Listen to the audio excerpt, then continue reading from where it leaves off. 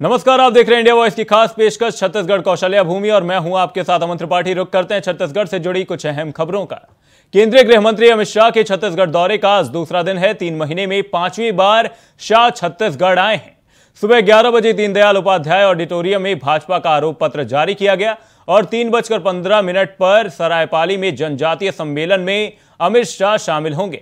वहीं शाम 5:30 बजे रायपुर एयरपोर्ट पहुंचकर दिल्ली के लिए अमित शाह रवाना होने वाले हैं।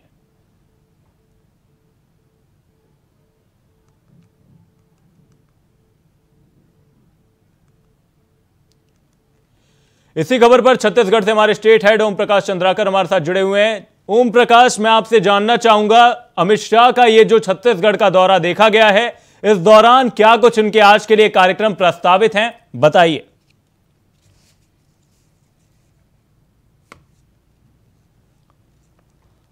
हमारे संवाददाता से हमारा संपर्क फिलहाल टूट गया। आपको बता दें, खबर रायपुर से सामने, जहां पर 3 महीने में 5वीं बार छत्तीसगढ़ के दौरे पर केंद्रीय गृह मंत्री अमित शाह पहुंचे हैं। साथ ही आपको बता दें कि शाम को दिल्ली के लिए अमित शाह रवाना होने वाले हैं। इस दौरान 3:15 पर सरायपाली में जनजातीय सम्मेलन में अमित शाह शामिल होंगे। वहीं शाम 5:30 बजे रायपुर एयरपोर्ट पहुंचकर अमित शाह दिल्ली के लिए रवाना होने वाले हैं। सुबह 11 बजे दीनदयाल उपाध्याय ऑडिटोरियम में भाजपा ने आरोप पत्र जारी किया। इस दौरान कांग्रेस पर आरोप लगाए गए। केंद्रीय गृह मंत्री अमित शाह छत्तीसगढ़ दौरे पर पहुंचे हुए हैं। ये उनके छत्तीसगढ़ दौरे का दूसरा दिन है। 3 महीने में 5वीं बार शाह छत्तीसगढ़ पहुंचे हैं। वहीं सुबह 11 बजे दीनदयाल उपाध्याय ऑडिटोरियम में भाजपा का आरोप पत्र जारी किया गया है और 3:15 पर सरायपाली में जनजातीय सम्मेलन में अमित शाह शामिल होंगे। वहीं शाम 5:30 बजे रायपुर एयरपोर्ट पहुंचकर दिल्ली के लिए रवाना होने वाले हैं। इसी खबर पर रायपुर से हमारे स्टेट हेड ओम प्रकाश चंद्राकर हमारे साथ जुड़े हुए हैं। ओम प्रकाश, मैं आपसे जानना चाहूंगा कि जो अमित शाह का ये छत्तीसगढ़ दौरा प्रस्तावित है, इस दौरान आज के लिए उनके क्या कुछ कार्यक्रम रहने वाले हैं? देखिए, जिस तरह से अमित शाह पिछले 3 महीनों में 5 दफे छत्तीसगढ़ प्रवास पर रह चुके हैं और वो लगातार यहाँ चुनावी तैयारियों का जायजा ले रहे हैं। अलग अलग इलाकों में जाके, अलग अलग विधानसभाओं में जाके वो टोह ले रहे हैं कार्यकर्ताओं से और सरकारी जो योजनाएं हैं केंद्र सरकार की, उसका प्रचार प्रसार कर रहे हैं। साथ ही आज अमित शाह ने घोषणा एक जो जिस तरह से कांग्रेस सरकार के खिलाफ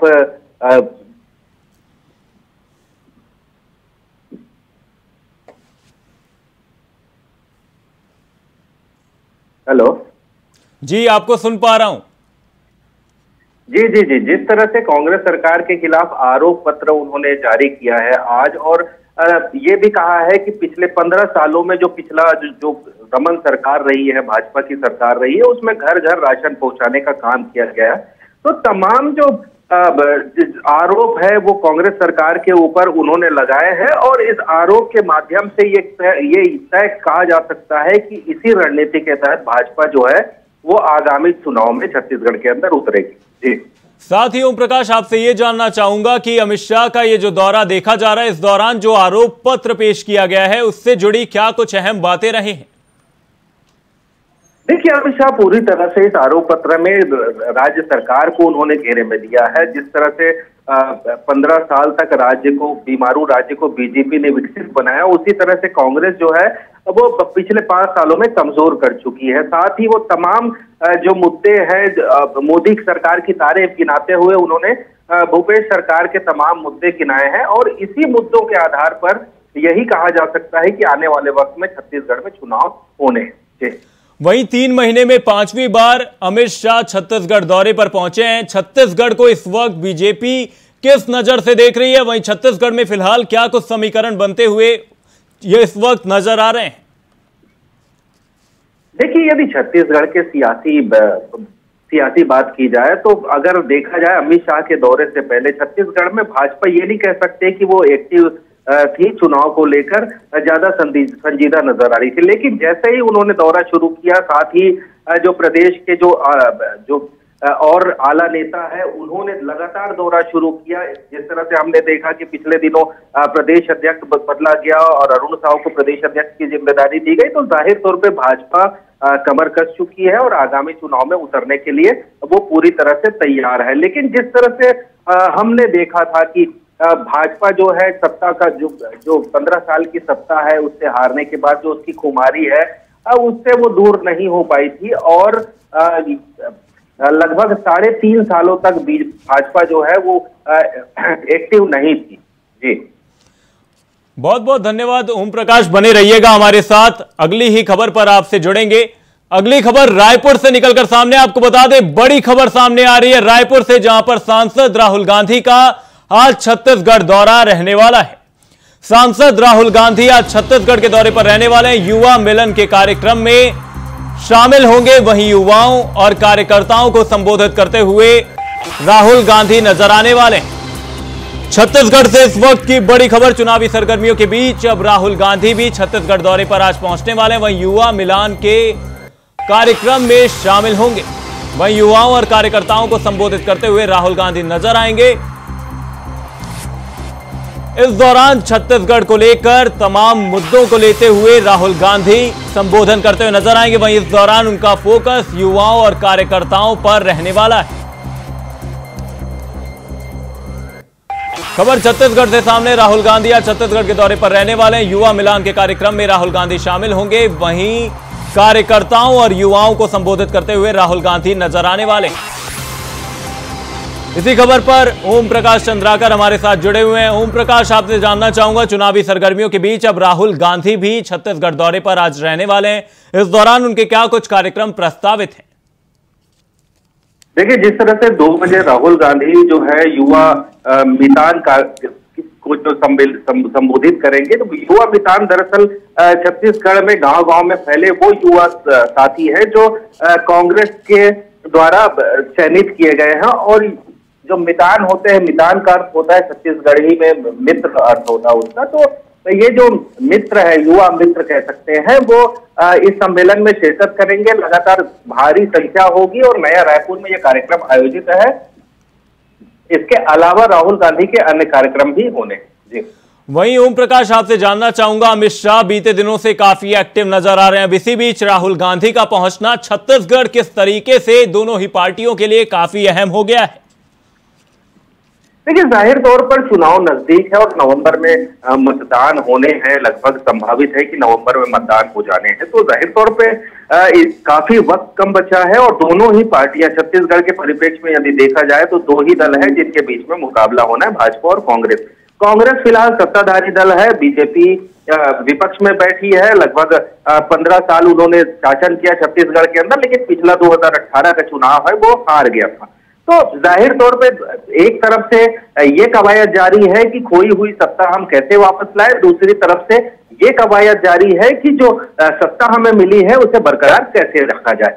इसी के तहत जो तमाम बड़े नेता है, आला नेता हैं, वो छत्तीसगढ़ में आ रहे हैं और लगातार दौरे कर रहे हैं और लगातार रणनीतियां बना रहे हैं कि किस तरह से जनता के बीच जाकर वो अपने पक्ष में मतदान को प्रभावित कर सके। जी वहीं ग्राउंड जीरो पर ओम प्रकाश, क्या कुछ समीकरण बनते हुए नजर आ रहे हैं? जनता फिलहाल क्या कुछ देख रही है?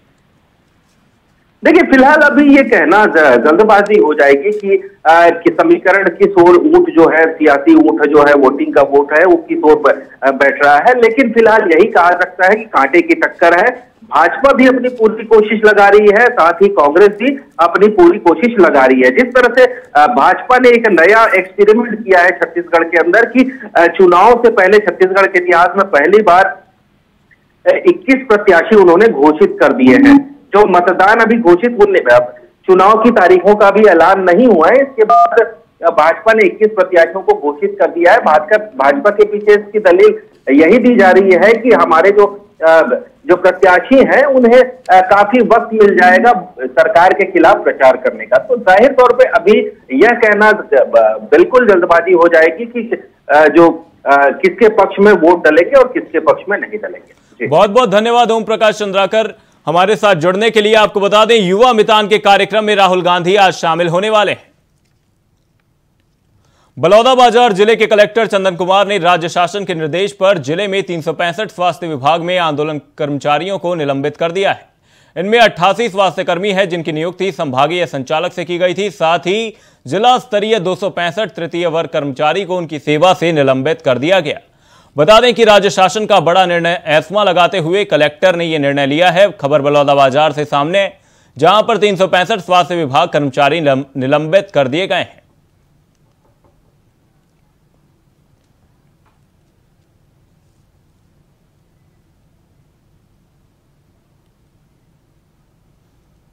खबरों के सिलसिले में वक्त है एक छोटे से ब्रेक का। ब्रेक के उस पार खबरों का सिलसिला रहेगा जारी। ब्रेक के बाद आपका स्वागत है। आप देख रहे हैं इंडिया वॉइस की खास पेशकश छत्तीसगढ़ कौशल्या भूमि। रुक करते हैं अगली खबर का। छत्तीसगढ़ के कांकेर जिले में जिला अधिकारी का एक बड़ा एक्शन सामने आया है। कांकेर जिला अधिकारी डॉक्टर प्रियंका शुक्ला ने स्वास्थ्य विभाग के 568 स्वास्थ्य कर्मियों को बर्खास्त कर दिया है। यह सभी स्वास्थ्यकर्मी अपनी मांगों को लेकर 21 अगस्त से हड़ताल पर थे और 2 बार जिला प्रशासन ने काम पर लौटने को लेकर नोटिस दिया था, लेकिन इसके बावजूद वे काम पर नहीं लौटे। इसके बाद से अब कलेक्टर ने उनके खिलाफ बर्खास्तगी का आदेश जारी कर दिया है। बता दें कि स्वास्थ्य फेडरेशन ने 21 अगस्त से अनिश्चितकालीन हड़ताल शुरू कर दी थी, जिसमें अपनी 5 सूत्रीय मांगों को लेकर सभी कर्मचारी हड़ताल पर डटे हुए थे। ऐसे में कर्मचारियों के हड़ताल पर चले जाने से स्वास्थ्य सेवाएं प्रभावित हो रही थी।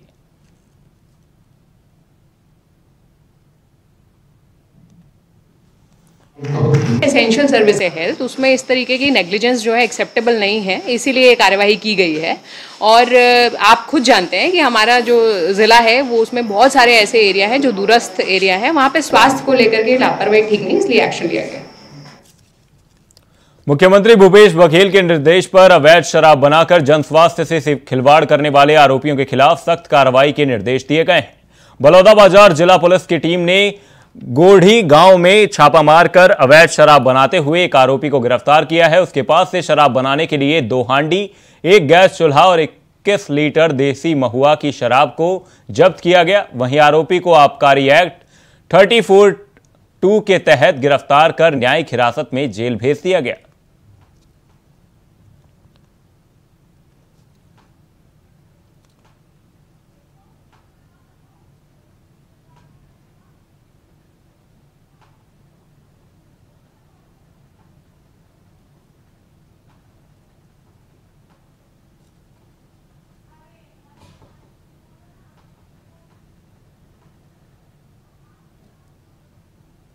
कवर्धा में नोटों के साथ 4 आरोपी को गिरफ्तार किया गया है। चेकिंग के दौरान 1 करोड़ कैश के साथ आरोपी ओडिशा से फरीदाबाद की ओर जा रहे थे। वहीं पुलिस को मुखबिर के जरिए सूचना मिली और इसके आधार पर कार्रवाई करते हुए आरोपियों को धर दबोचा गया। हालांकि उनके पास से कैश से संबंधित कोई दस्तावेज नहीं मिले हैं। फिलहाल मामले की गहराई से छानबीन पुलिस द्वारा की जा रही है और जांच के बाद ही आगे की कार्रवाई की जा सकेगी।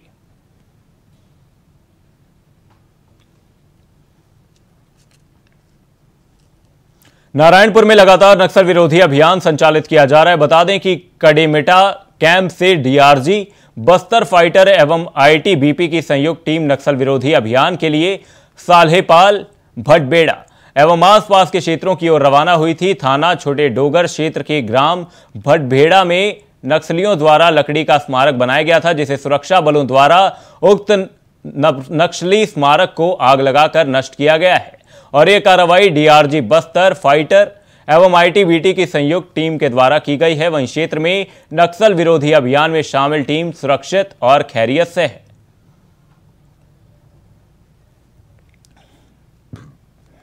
से संबंधित है, जहां आज जिला नारायणपुर अंतर्गत कडेमेटा कैंप से डीआरजी, बस्तर फाइटर और आईटीबीपी की संयुक्त टीम नक्सल विरोधी अभियान हेतु ग्राम भटबेड़ा, साल्हेपाल और आसपास के क्षेत्रों की ओर रवाना हुई थी।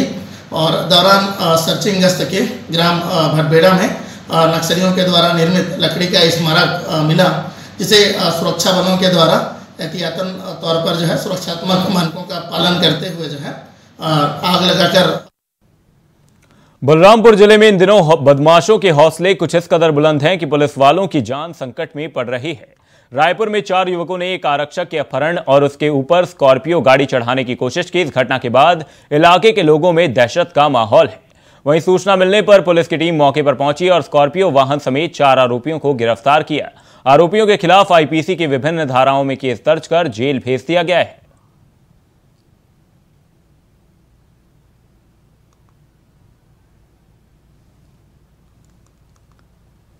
खबर बलरामपुर से, जहां पर पुलिस आरक्षक के अपहरण की कोशिश की गई। आपको बता दें, जिले में बदमाशों के हौसले लगातार बुलंद देखे जा रहे हैं। आपको बता दें, सूचना मिलने पर पुलिस की टीम मौके पर पहुंची थी।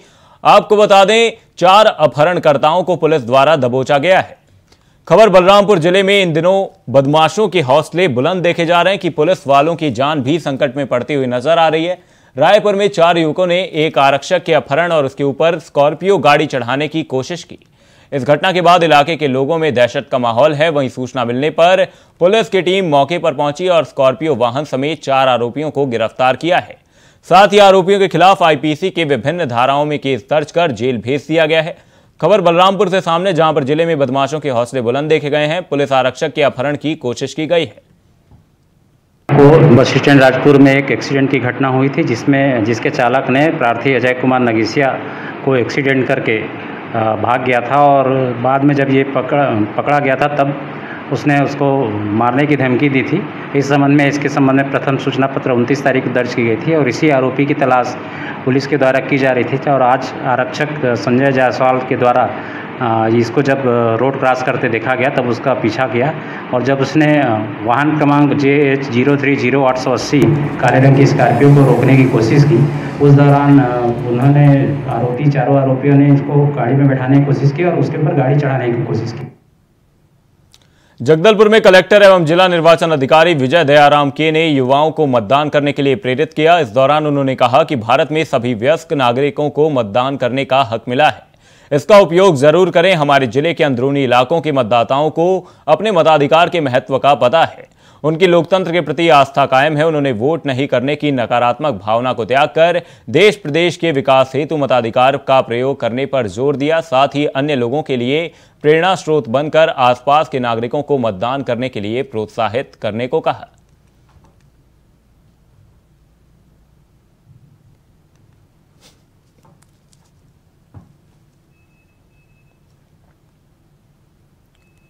बिलासपुर शहर के करीब सिरगिट्टी क्षेत्र में बड़ा हादसा हो गया, जहां हाईवा की टक्कर से 2 बच्चों की दर्दनाक मौत हो गई। बताया जा रहा है कि शनिवार सुबह स्कूल जाते समय यह हादसा हो गया, जिसके बाद आक्रोशित भीड़ ने टायर जलाकर चक्का जाम कर दिया। जानकारी के अनुसार पहले भी बन्नाक चौक के पास लगातार हादसे देखे गए, जिसको लेकर लोगों में स्थानीय और जिला प्रशासन के खिलाफ जमकर आक्रोश देखने को मिला है।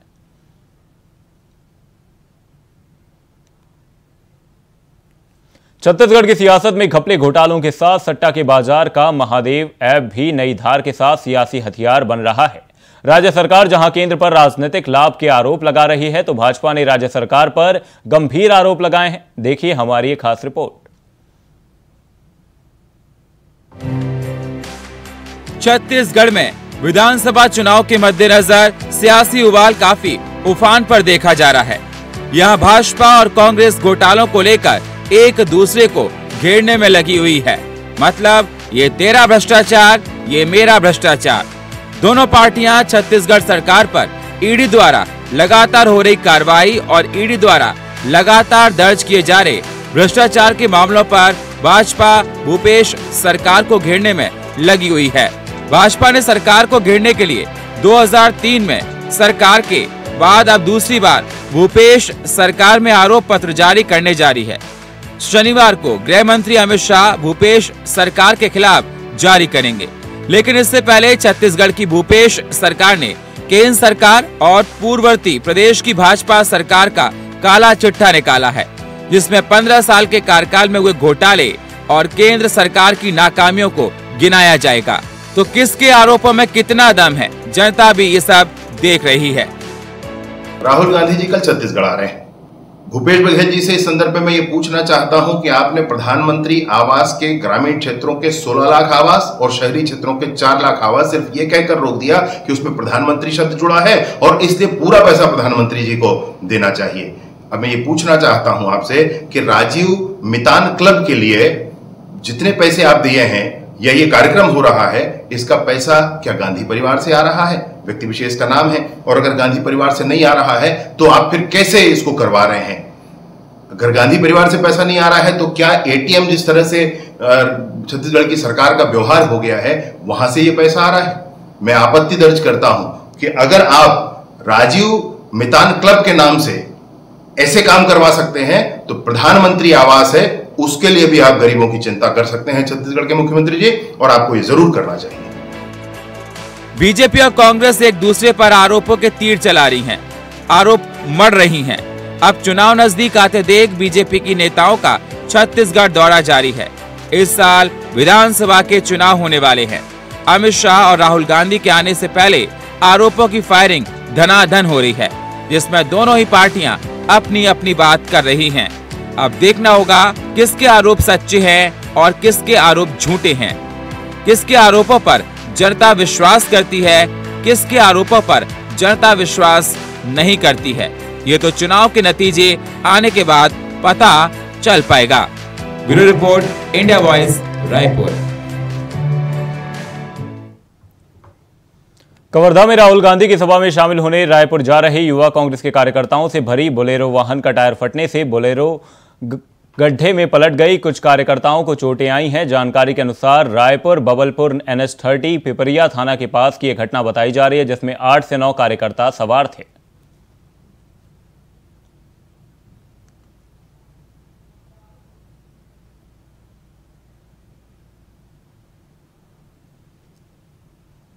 फिलहाल के लिए हमारी खास बुलेटिन में सिर्फ इतना ही। देश और दुनिया से जुड़ी तमाम बड़ी खबरों के लिए बने रहिए इंडिया वॉइस के साथ। नमस्कार।